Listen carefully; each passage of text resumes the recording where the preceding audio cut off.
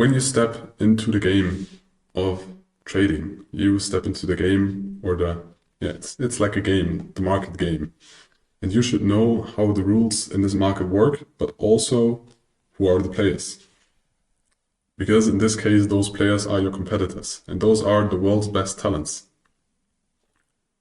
Best physics, best mathematics, best teachers, best philosophers even. You see in hedge funds very often, you see philosophers who are like, what the fuck do teachers or philosophers have to do with trading? It's not about their direct connection to trading or to the markets, but it's about the team and a team of different people thinking differently, because when you want to find an edge, you need an individual edge.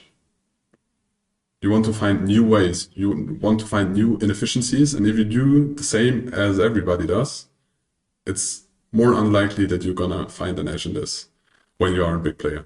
But those players influence the market way more. We are more like the small fish that swim with the whale, but we are not the whale. So our goal or our edge is just to find small inefficiencies and use them for our own advantage.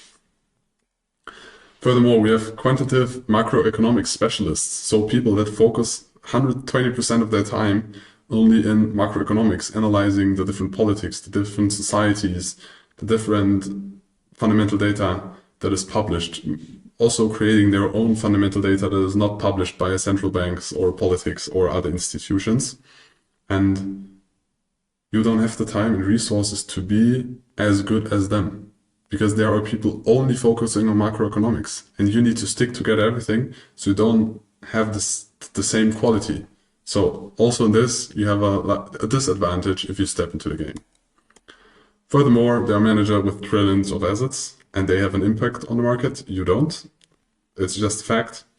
Doesn't matter how big and how rich you are as an individual, it's very unlikely that you watch this course and have an influence on the market. And those people have servers that are closer to the exchange, so the orders are faster. They have the capital to buy the smartest people. And they influence the markets. When they decide they're gonna buy one day, it's likely that they're gonna impact the market because they have so much capital. And we just try to hop on the train, take a little ride, and then hop off again. It's not our goal to have billions of assets and invest them in specific markets because our team decided that we do so. We just want to have like small, quick profits. That's all we need as individual traders.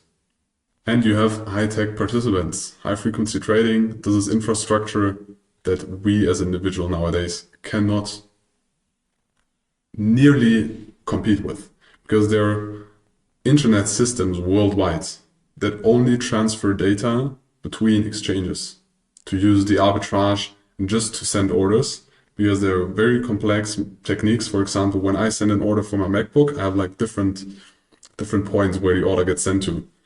And you can read a book about, I think it's called Flash Traders, Flash Boys.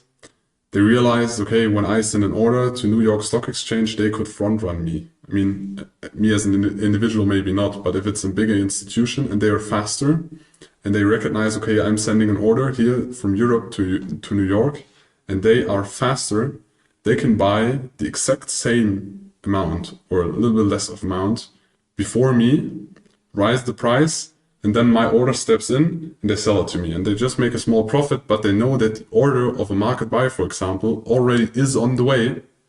So they can lift the price and then sell it to me. So there are a lot of complex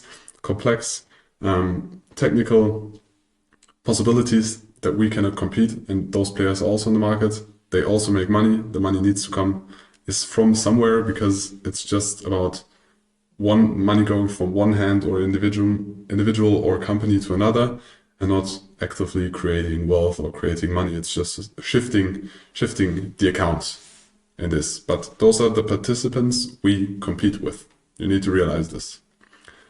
So the game can't be easy, and I hope you realize this by this point. Our advantage is that we are way more flexible. We don't influence the market because we are too small. We are very flexible in our decisions. We don't have large compliance processes in the background, and we don't have trillions under assets or under management that we need to invest in the asset. The asset don't care if we buy or sell because we're too small. So those are the advantages that we as small traders use in the markets. But it's still very good to know who are we competing with? And those are the guys and institutions we compete with.